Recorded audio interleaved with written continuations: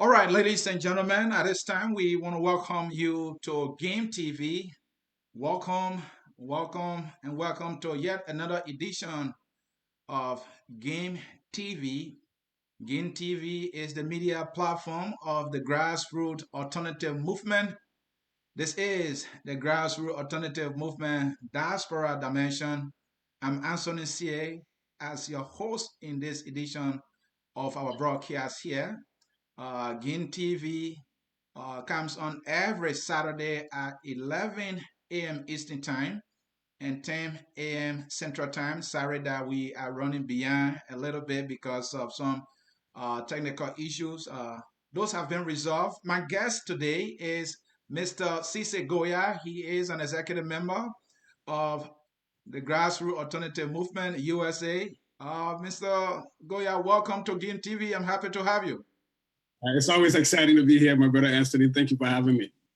All right. Mr. Sizi Goyah, as I said earlier, is an executive member of this movement, the Grassroots Alternative Movement, Diaspora Dimension. In today's edition, we're talking about the opposition. As you are aware, opposition is a government in waiting.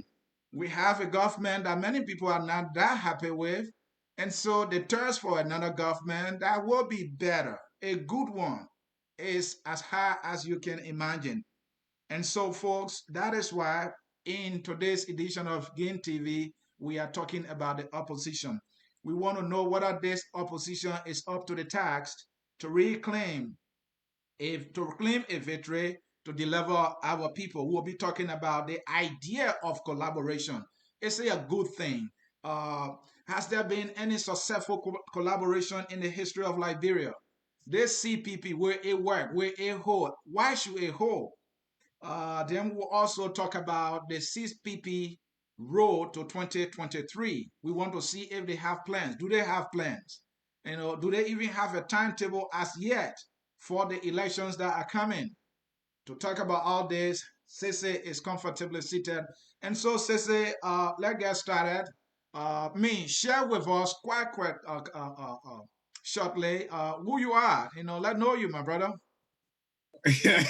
Which part of me you want to know, the political side or the personal side? Let know your political side, my man. Let know your political side. Like my brother said, my name is Sizi Goyah. I hail from Lofa County, Liberia, just to put it out there. But I am in the state of Minnesota. I am a licensed math teacher, chair of a math department. That's my day-to-day life. My political side, I quite recently ran for city council in the U.S. election for the city of Brooklyn Center. We came up a little short, but we know we opened doors and we led discussions and we opened the minds of a lot of other people who otherwise would have been in the dark. So in a nutshell, that's who I am. I'm a family man. I have my wife and family here in the state of Minnesota. Thank you, Sizi there. But Sizi, you are a member of this institution, the Grassroots Alternative Movement. What is your impression? Why did you join the institution? Why are you a member of this institution? We just want to know. I mean, is there an institution you will encourage anybody to be a part of? So let me answer the last. Let me answer from the end. Okay. Absolutely. I will encourage anybody who respects me, who knows how I carry myself and how I think about issues to join this group. There are a plethora of Liberian groups and we're very good at coming up with names, right? Mm-hmm. That are out there, but don't do the work that their names suggest or that their spirit suggests they want to do.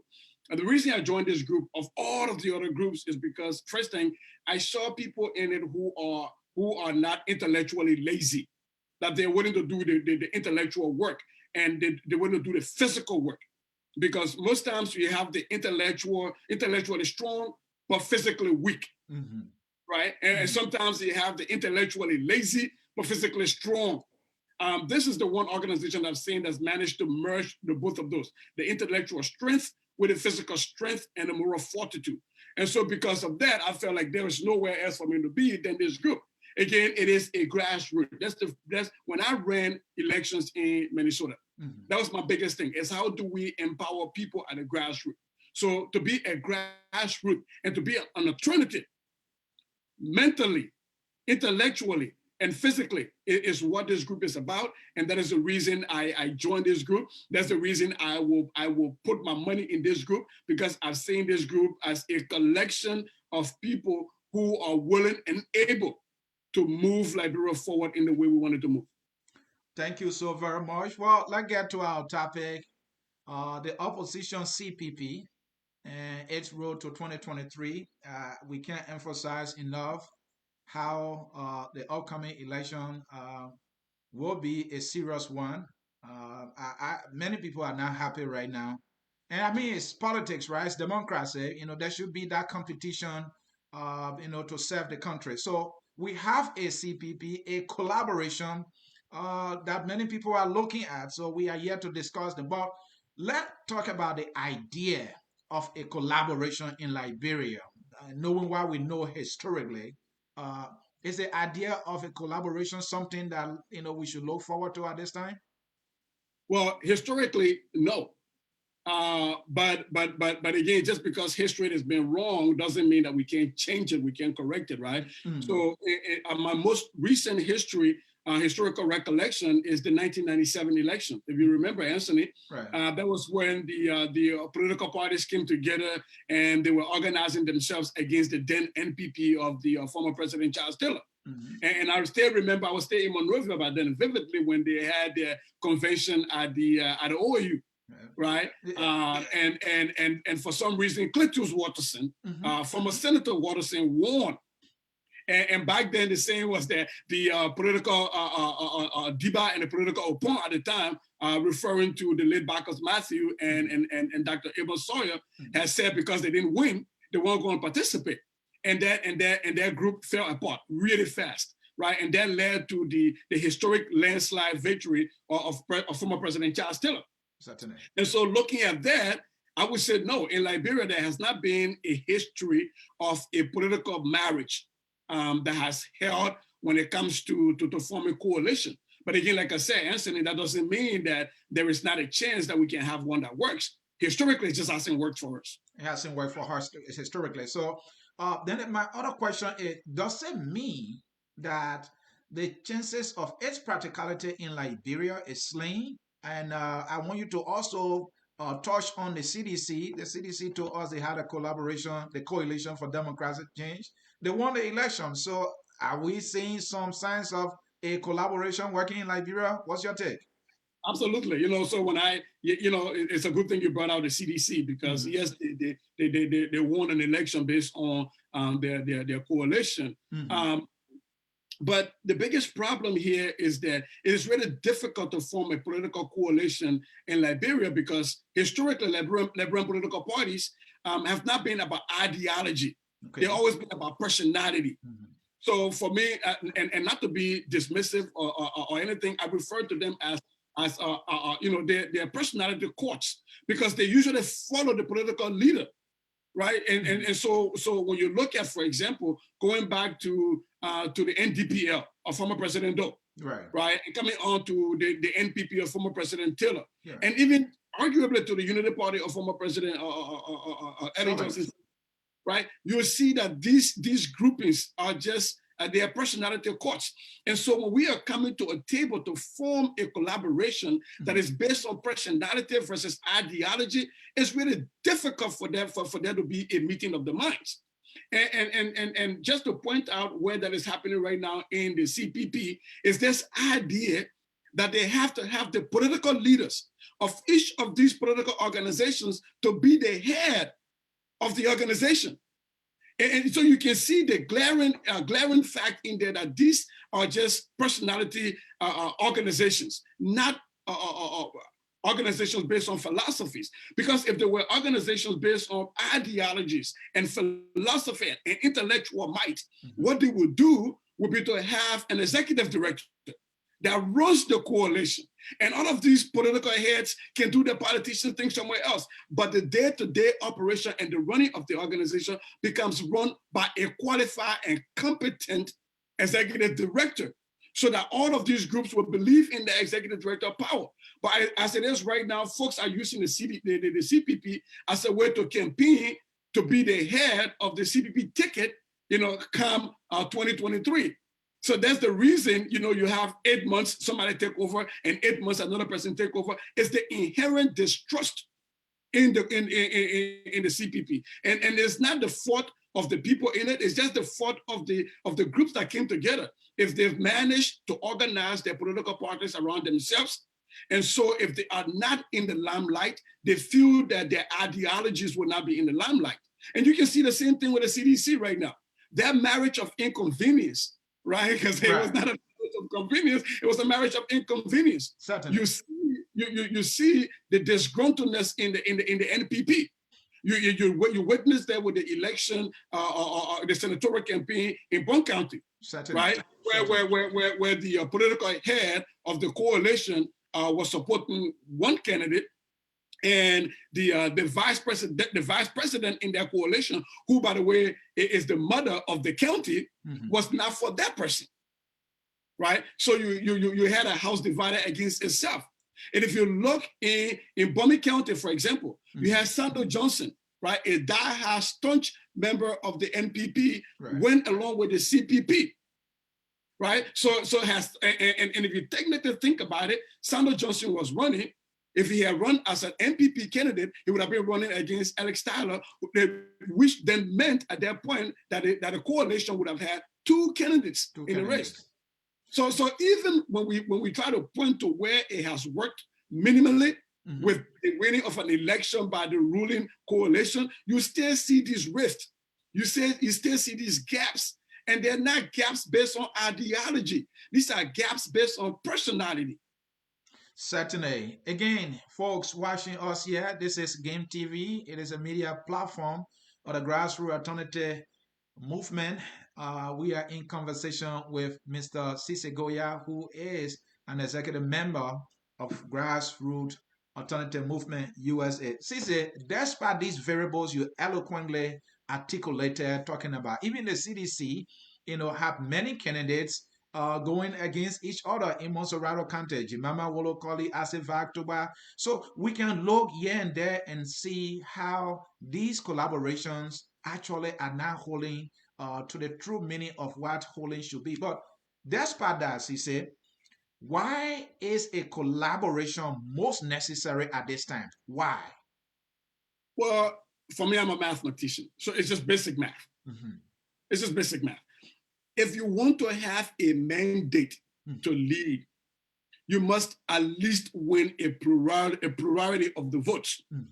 As it is right now, the last election, we have over 12 political parties. And so even the current lead ruling party cannot claim to have won over 50% of the vote, because you had to go to a round two, right? You had to go to a second round just for that.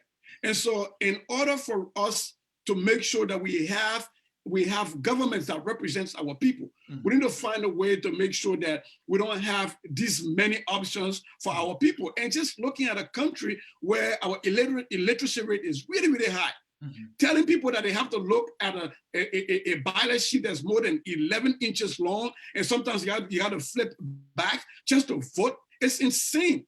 And so just for the fact that to have a functioning democracy, I think it is best to have limited choices. Now, I know there are people who will say, well, limiting choices is not a good thing. But when we get together on a tent and we build tents, and I'm talking about intellectual tents, where you allow people to come in to argue their points, and you actually proffer ideologies so that we have one ideology against another. And folks have the chance to vote for which one they think will better their lives. I think it's great for any emerging democracy, and it's great for any participatory democracy. As it is right now, we don't have a representative participatory democracy, because you don't have any one political party that tell you they want a plurality of the vote in any elections in Liberia. Thank you so very much. Well said. Was the formation of the CPP done consciously, or was it just people coming and uniting against something? Was it done consciously? You hit it right at the end is what I was about to say, right? It is not just good to be against something. And I think that's what the CPP was formed because of. Against George Weah. right? Because not even necessarily against the coalition for democratic change. And I want to be very brutal about that. It is against George Weah. So it is not just okay to be against something. What it is what are the alternatives? What are you proffering? So it was done in a haste, and because it was done against something, not necessarily for something else, it was done in a haste. And so because of that, if you call on any CPP, pick any two CPP supporters, okay? You pick one from the ANC and you pick one from Unity Party. And you ask both of those people to tell you what is the political ideology of the CPP. You will have the ANC person telling you the ANC ideology and a UP person telling you the UP ideology. They do not have one political ideology for the CPP. And that is the mistake. That's one big mistake, because yes, there were a lot of wins this going election, but it's because the people are tired of living in abject poverty. It's not because they saw something that CPP proffered, that there was an ideology they were voting for. People were mainly voting against the ruling party or the ruling coalition because they feel that the ruling coalition has let them down. Not necessarily because they can articulate what the CPP stands for or that they see themselves in the CPP economy. And the CPP has not even talked about what their economy will look like. Sizi, you are a political guy with good political eyes. If you look at the constituent political parties within the CPP, we have heard news reports about hostility. That's the word I want to use. Does that scare you that this might not hold? Absolutely. And the problem, again, Anthony, I hate to beat this dead horse, is because of the groups that form the CPP, that form this collaboration. They're not political parties. They are personality clubs. And so you'll find that, yes, Honorable Cummings and Honorable Ure and Honorable Kanga Lawrence and Honorable Boakai at the top, they're all logically sound thinking people, right? But they're foot soldiers. They're foot soldiers. These people who have drank the Kool-Aid that are in these courts are the ones that are the biggest problems for the CPP. You will find that most often on the internet, you will find staunch ANC members fighting, castigating Benina Ure and Joseph Boakai. And you will find die-hard Unity Party UPist back on Facebook castigating and sometimes demeaning without any factual evidence the political leaders of the other political parties that were in this collaboration. So there is an inherent hostility that comes with this collaboration because of the way we're formed. Again, this was a hastily put together grouping based on the dislike of one individual, not based on something for. Because had they sat down and said, look, where do we stand? What is our ideology on the economy? What is our political ideology on education, on social welfare, and on healthcare, and on security?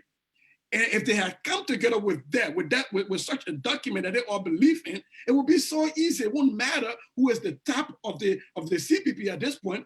What will matter is that does that person believe in the ideology that we are espousing? And so, yes, there is going to be conflict and there is going to be tension because of the way this entire thing was put together. Sizi Goyah is an executive member of the Grassroots Alternative Movement. He is our guest in this 5th edition of GAME TV. GAME TV is the media platform of the Grassroots Alternative Movement. Welcome and stay with us. We are discussing the opposition CPP and its role to 2023 with the collaboration whole.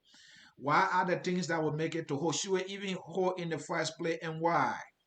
Well, Sizi is here to answer all the tough questions. Sizi, there are others who feel that if you look at the mixture of the CPP, you find good apples among bad oranges or bad oranges among good apples. Is that statement even true? Do you know what they're trying to say here? Unpack this for us. I think the problem here it's a common doctrine in justice in legal studies that if you show up to the court and you're looking for redress, you need to come with clean hands, right? Right. I think what people are saying here is that the CPP cannot claim the moral high ground for the CDC, the coalition, now not the political party, but the coalition. That the CPP, the coalition CPP, cannot claim a moral high ground or moral authority over the ruling coalition because they themselves have people within them, not just ordinary members, but people in leadership that are guilty of most of the same things that they accuse people in the ruling coalition of. And I think that's where people are talking about folks coming with, having bad apples and more with the good apples. And what I like to tell my students most of the time when they say, well, there's just one bad apple, I say, well, you know what happens? There's a maggot in that one bad apple. It's going to come out. It's going to go in the other good apples, and it's going to make sure all of the other apples are rotten.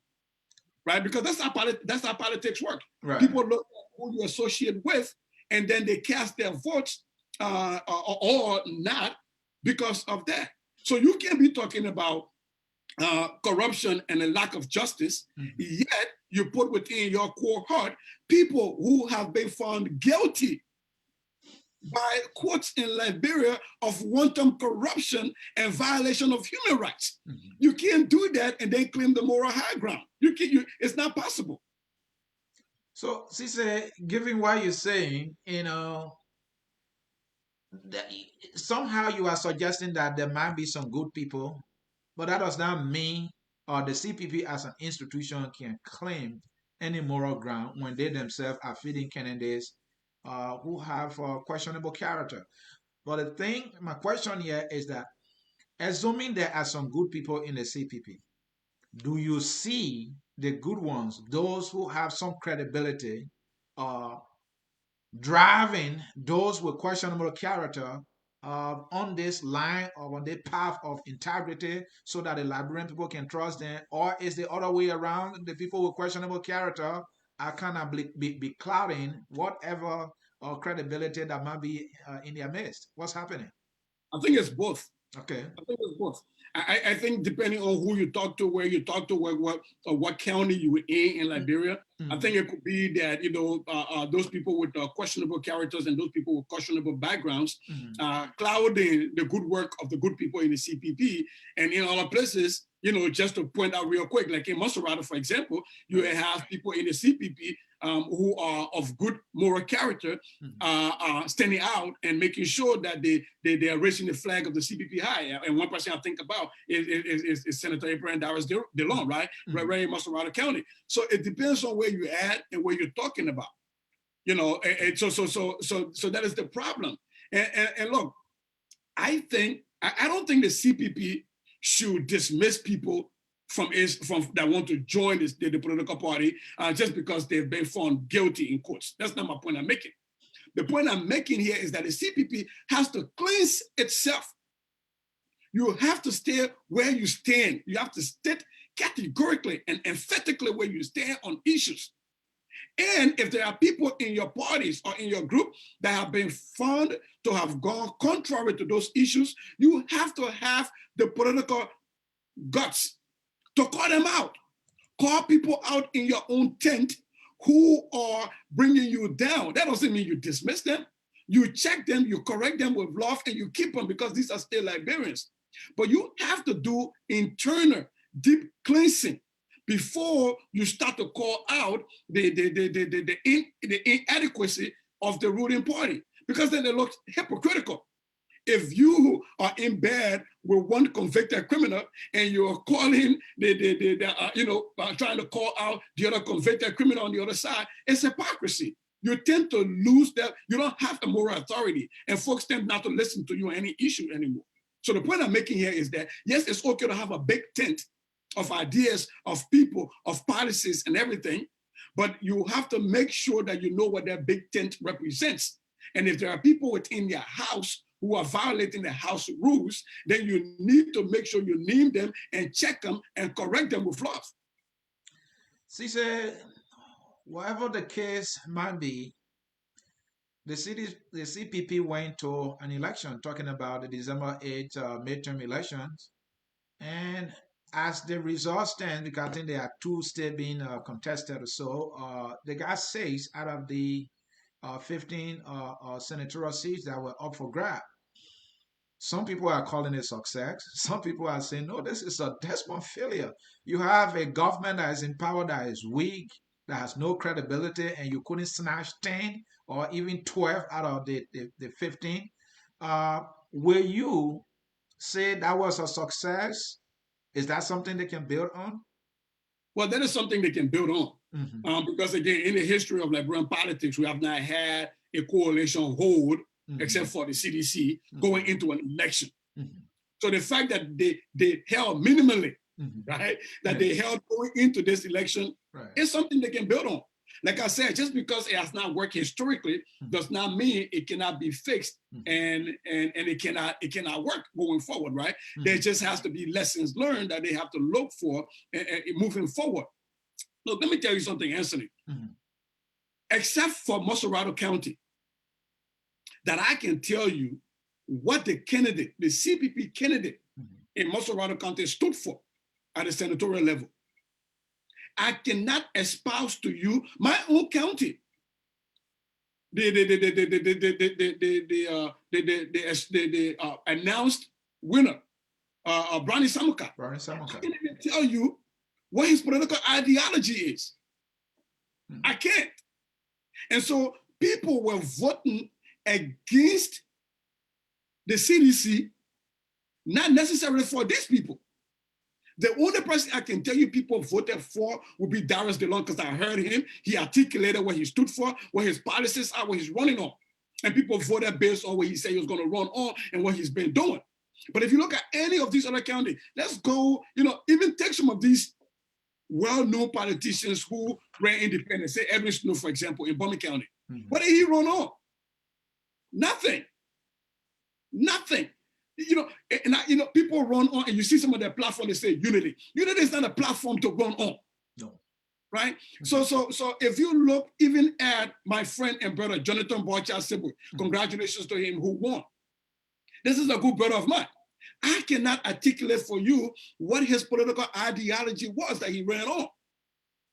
So people, the CPP was lucky in this going election that they were able to win some of these races. But they won these races because the people are tired of the perceived failures of the ruling political class, and so they decided to vote against them. So anything that was not CDC was palatable to our people. But the CPP has to be very mindful of that the people will not be as gracious to them come 2023 if they don't have their house in order. Because people cannot just always continue to vote against. There has to be something given to them to vote for.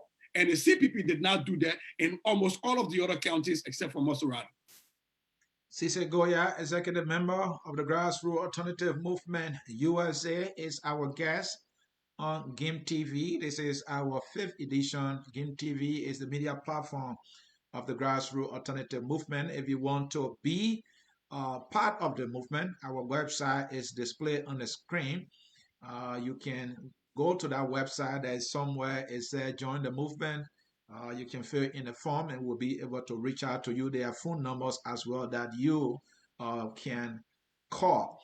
The goal of this movement is to elevate a national dialogue that will bring about serious political discourse. And the movement plans are all there for you to read and for you to also ask questions. She said, let's talk about 2023 general and presidential elections. First of all, the CPP came up with a framework. We don't know where is it. I don't know, it's somewhere. When they have released it, when people started raising questions, they said, whoa, whoa, whoa, that was not the correct version of it. And that was the last thing we heard. But in that framework also was just about how, they will go about dividing jobs. Is that the plan for Liberia? Again, you see, that's why we're back to this hastily formed marriage, right? Mm-hmm. It was a marriage of hate, right? Right. We all against the CDC, so let's come together. Who all don't like CDC? Raise your hand. Let's come together, form a Kuwait club, and let's do this. This was an intellectually lazy marriage. And for people, for a group that boasts a lot of educated people, the CPP has a lot of talented, educated people, Liberians. For a group like that to formulate a collaboration that is so lazily done intellectually, it's a problem. That led to a lot of conflict. Nima Kante is an example. Right. Wongbe and Edith. You saw that problem. Mm-hmm. You saw that problem in District Number 9, Monrovia, where Phoebe Franklin was the CPP candidate, but you had people, for example, the celebrated star, Jean Star Diba, Liberty Party candidate, and you had Unity Party running people. Right. You had the coalition endorsing a candidate, yet you had individual members, parties of the coalition running individual candidates. That's the reason that right now, today, you still have that election in District Number 9 has not been decided yet. That should have been won handily by the coalition had they not been so lazy in formulating this group and formulating their they don't have an ideology. So I shouldn't even tell them in formulating an ideology. You saw that happening everywhere. Right? So this cannot be the recipe to go to 2023. If they take this recipe to 2023, they're going to end up in a Lapabido restaurant, because this is not a recipe to be served at any five-star restaurant. They're going to be massively whipped, because the Liberian people will no longer be about, here's what I can do. They will be telling you that we've given you 6 years in opposition. We are tired of people being in opposition and not planning for leadership. And when they come to leadership, they can't do it because they're living that life right now with the CDC.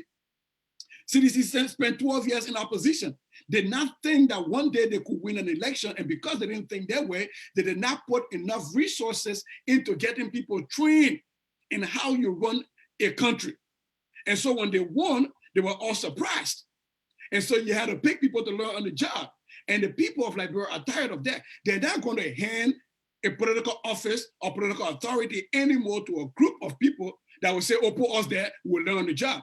And the CPP is in danger of following the same pathway that the CDC has followed.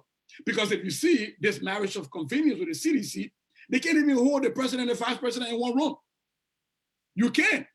So if what is happening right now within the CPP, with these people fighting each other, if you, God forbid, manage to have a ticket with, say, an Alexander Cummings and a Joseph Boakai, or an Alexander Cummings and a Benina Ure, or Benina Ure and Lawrence Kanga, or whatever combination, you will find the personality cultists, these court members, will rip that coalition apart. It's the same thing happening with the CDC right now.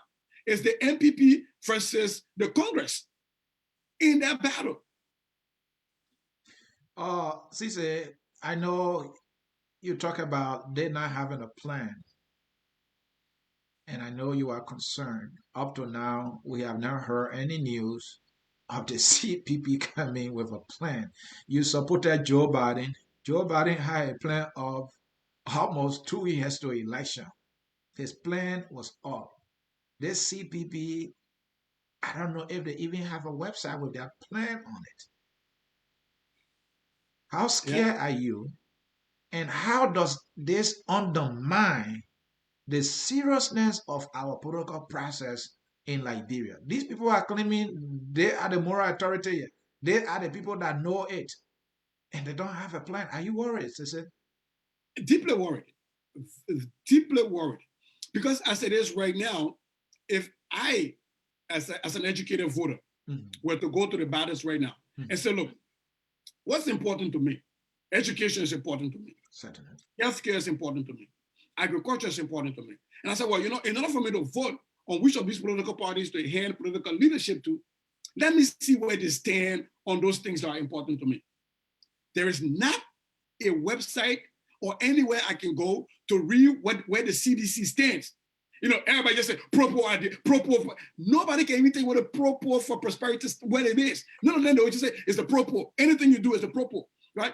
There is nowhere I can go to read what is the ideology, where do they stand on education, on healthcare, and on agriculture, either for the CDC or for the CPP. And so if I, as an educated voter, am going to the ballot, I'm gonna leave my ballot blank because neither one of these people have told me where they stand on those things. I don't just want to go to the ballot to vote for hate because I hate George Weah, and so I'm going to vote for you, or because I hate Cummings, and so I'm going to vote for George Weah. It shouldn't be that way. And if the CPP is wanting to claim that moral authority, if they want to be the new dawn in the Liberian political dispensation, then they have to do things differently. We have to have places where people can go, look, like right now, GAM, for example. If you want to know where we stand on education, go to our website. If you want to know where we stand on things, you go to our website, you see our ideology espoused, and you now have the right to agree or disagree because there is something you can read and you can clearly and intellectually say, here is where I stand against your policy, here is where I am with your policy. But you cannot do that for any of the political collaborations that want to lead a 5 million plus population economy. That is sad, and that is really scary. And Sizi, disappointingly, the last time I tried to look up the ANC website and it was down. The ANC website was down. It was confirmed by Conor Reming Gray that even their Minnesota branch website was also down. And these are people running around here that they are the next government in waiting. We are running a grassroots organization here. We are all set. This is how you project seriousness. But this noise, that whole, let's make all the noise we can and it will solve the problem. It's not going to get us there. But let me say at that, let me bring you to timetable. The CPP just had a ceremony the other day. Chairman Cummings turned the leadership over to Youngly Kanga Lawrence, and she made a big news that very soon they will start the process of deciding their candidate, their ticket for 2023, and she said they will make that decision before 2022, a year before election. That is big news. If you look at their track record, is that something you want to believe? Well, is that something they're going to put forth and then take back again, and then we don't see it anymore? right. People got to be serious. And look, I am willing to give them the benefit of the doubt because, again, we all make mistakes and we have to learn from it. Mm-hmm. So the fact that there any announcing that they have their ticket decided already by that time, that they will have their ticket decided already by that time, it's good news. It's good news. Mm-hmm. But how would they go about deciding that is the biggest piece of the problem here, right? Mm-hmm. How are they going to go about deciding that? And how are they going to go about coming up with a decision on how to go about that? Because the process has to be transparent. Mm-hmm. The process to the process has to be transparent. So if anywhere in there lacks transparency, the whole process is not going to be transparent and the whole thing is going to fall apart. The good thing is they got a whole year. It's a good thing, at least, if they announce it's a whole year to mend fences and try to bring back people who will otherwise want to leave. I think that's a good idea for them. But I'm watching, seeing what happened in Maryland County and what happened in District Number 9 in Muscarata County. I'm not encouraged, but I'm hoping they learn from those mistakes. And maybe that's the reason they're trying to make an announcement a whole year before elections. So let's wait and see. Talking about wait and see, even their framework that I read religiously, I know they talk about they will do primary, they will do VPS, they will do consensus. They have all the multiple processes that they will have to go through to decide candidate. Why don't people just give a primary? Why are they talking about consensus? I mean, it is their right? But if we want to practice democracy to the true sense of why it is, don't give her the runaround. Give her a timetable of a primary. Then we know you are serious. That is not the case. What form or what kind of plan do you hope to see now, or that should back Nyomble Kanka's pronouncement that they will decide their candidate way before 2023 election? What kind of timetable, what kind of plan do you hope to see for you to say, okay, maybe they're acting here? Well, what I'm hoping to see is that that they have a concrete plan in place, number one. Number two, that they start to appoint technocrats, not politicians, technocrats, to oversee, for example, the timeline, to oversee, for example, the day-to-day running of the CPP, to oversee, for example, making sure that the CPP does not just exist physically in Maserado and in Mouth, in other counties, that there is actually CPP headquarters in all of the other counties, fully funded and fully staffed by technocrats and not politicians or political appointees. So those will be some of the things that give people the courage to say, okay, well, there's something being done a little bit differently, that we don't just run a political party from Monrovia, that there's actually branches, functional branches in these counties' headquarters, and that our people have places to go for redress. The next thing is, look, all of these political parties that pretend to run, primaries in Liberia, they just be joking. Because to run a primary, who's voting in your primary?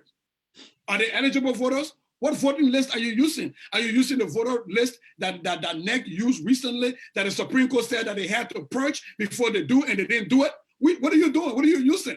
Right? But these are some of the places that if you form a marriage of hate, which is what the CPP is, these are some of the things that you miss. Because the CPP should have continued to push the current government, go to court, even after the elections, to make sure that the Supreme Court ruling is followed. Because when you have a voter registration list, a voter list that is purged, that is accurate, and that is legal, then you can use that and say, well, we can hold primaries because they will know people who are voting are eligible. Beyond that, how do you stop a 12-year-old from voting in a primary and giving somebody the edge? How do you stop that? How do you stop people who are not eligible to vote, who are non-citizens, to vote in your primaries? Right? So the fact that the CPP has been unwilling to continue to challenge this is going to be a harder work for them to carry out primaries. And I don't think they want to carry out primaries, and that's the reason they're not pursuing this to the Supreme Court. Because if they really wanted to carry out primaries that are fair and transparent, this would be their way. Look, Anthony, a lot of these people in the CPP live in America. They're seeing how politics work. They're seeing how primaries work. This is not something new. They know it. But I think they're afraid to follow that, because then their leader that they hold their entire lives around might not win the primaries. And so the way to make sure that you is to take that away. Don't fight it, because when you fight it, the fruit of your fight might not be in your interest. And I think that's what they're doing. And that's a disservice to the Liberian people. At least if you're claiming to have the moral authority and the moral background, that's a disservice to the Liberian people. This is GIM TV. My guest is Sizi Goyah. He is a politician, and he is an executive member of the Grassroots Alternative Movement. Welcome and stay with us. We have a few more questions for Sizi. Those of you following us on Facebook, we will be reading your comments very soon, so that Sizi can react to those as well. Sizi, you know communication is key in any political, in any aspect of life.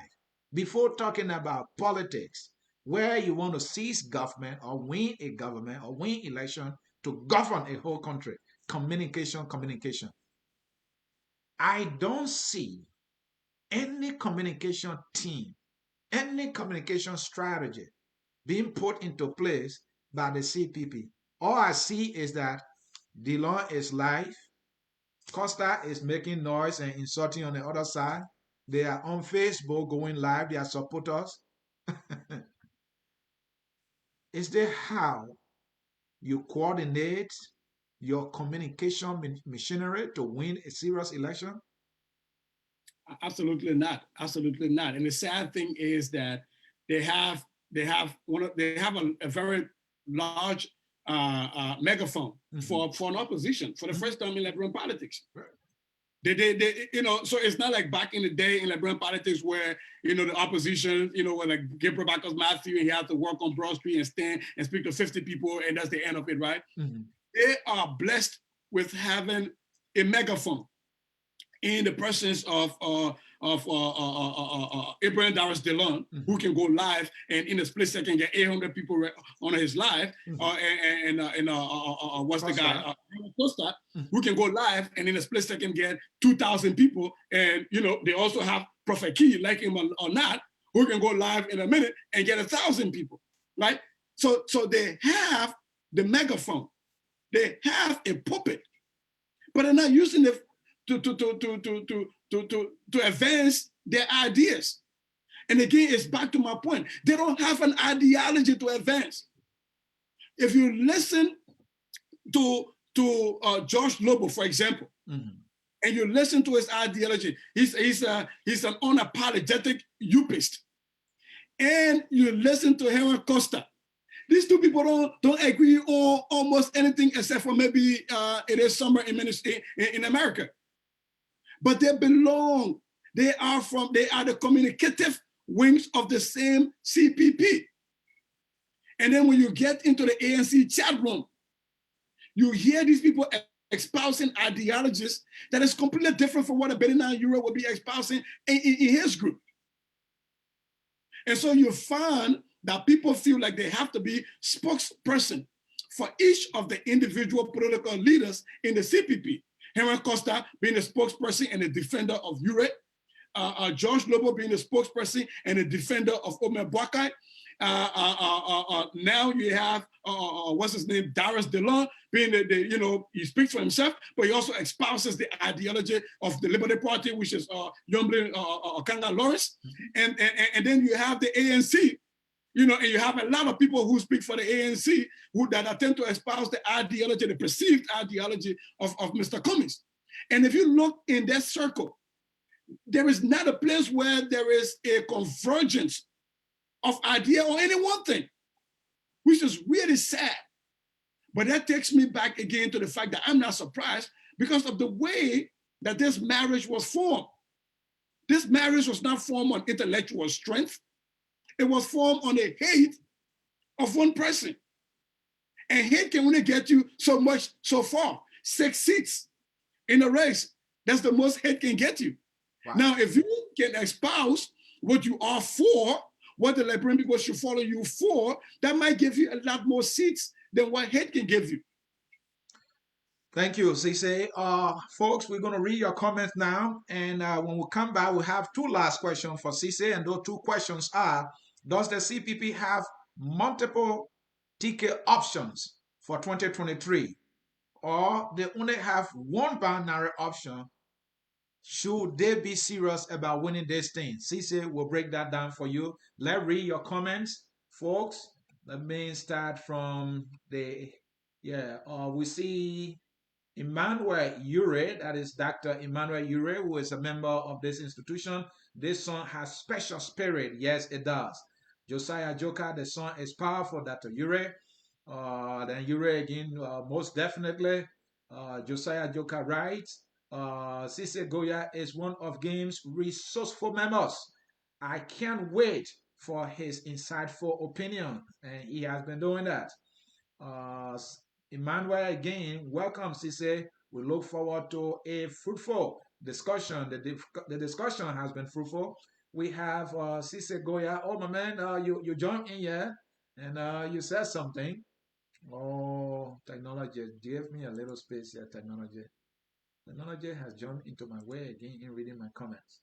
Welcome, Sizi. We look forward to, okay, yeah, I read that. Sizi, Aaron Waluba, exactly, the other person said. Following of political leader is our problem. Yes, you are right about that. Let's see, from Emmanuel K. Ure, we hear you clearly. All right. Then we have Josiah Joka, following the 1997 collaboration failure. We had a coalition for the transformation of Liberia, COTL, organized and led by Vani Sherman because of his fallout with Ellen. There was established ideology. That coalition died a natural death. I think Joe got more there. Wow. The coalition from for democratic change were organized around Joshua's popularity as a conduit to power. There was no concerted political ideology. It was it will also die naturally with Joshua out of power. Ellen Johnson's Saudi Unity Party arrangement succeeded simply because she ensured that the Liberian Unification Party of Gabriel Willen Pole and Liberian Action Party of Jackson Fiado were resolved to form what is now the Grand Unity Party. Those were three of Liberia's traditional political parties. Uh, Evangeline Mamita, good morning, she said. We need a revolution like Jerry Rollins or Thomas Sankara house to sweep the house and not same wine in different battle. Evelyn Mamita again, CPP shouldn't just be about Morovia, but reach out to the whole country. Very good point there. It's because the CPP has no trust among themselves for which these things are happening. We have Grand Crew Queen Do, Sizi Goyah, you said it all. But man, those are just few comments from people watching, your reaction, and then my two last questions to you. Yes, sir. Go ahead, Sizi. Oh, sorry about that. Whether the CPP has a plethora of choices or whether they have a binary choice. Right.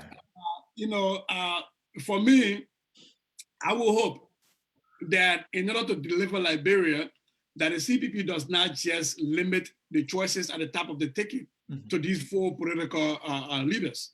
As a matter of fact, I would even suggest that they come up with people that to head the ticket, the presidential and the vice presidential candidates, to be other people besides Joseph Boakai. And I'm not going to get in trouble for this, but I'm going to say it. Besides Joseph Boakai, besides Benny Nayure, besides Alexander Cummins, and besides Yombri Kanga. There are a lot of other qualified Liberians in Liberia and out of Liberia that can lead a robust and transformative CPP to win. And these politicians can still have their day. They can still be kingmakers. You don't always have to be king. And in our political dispensation, folks don't want to be kingmakers. They always want to be kings themselves. And that is the problem. But I know that's not going to happen. That's wishful thinking. So I know this is going to be somehow between these four people who lead the four political parties that have come to form the CPP. I would think that they don't set their minds in stone and say it's out of me or the highway. I think everybody, if they actually and truly have the best interest of Liberia, should go to the CPP process, accepting the outcome, whether they win or lose, accepting the outcome and working just as hard if they lost as they would if they won. I think that's the only way around here. And by the way, I really do believe that at this point, that Liberia would be better served if we came with somebody who's been tested, who've actually done work, who actually knows how government works, how the private sector works, who has proven time and time again that they understand basic economic theory, high school economic theory, supply demand, that people understand that. And at the end of the day, I really will hope that the CPP, before we get into 2022, will come out with an ideology, with points that say, here is where we stand on education. Are you willing to give a set amount of budget? Are you willing to codify into law that at minimum, a certain amount should be allocated to education? Are you willing to codify into law that at minimum, a certain amount of the budget should go into agriculture if we truly believe that agriculture and education are our way out of poverty? Then you need to let us know that. And then you need to let us know, are you truly and willing and able to provide for loans for our people in the villages to get away from subsistence farming to actually market-based economic empowerment farming? Are you willing to give them loans for that? Because we just can't tell people go to the farm, and then they go and make one cassava patch, and it's not enough to send their children to school. Are we willing to ensure that we put money into education so that the president cannot go to Newport Junior High School right in Monrovia and see the ceiling falling? If that is happening in Monrovia, imagine what's happening in my hometown of Zlowo, Lofa County, that you have to take several motorbikes to get to.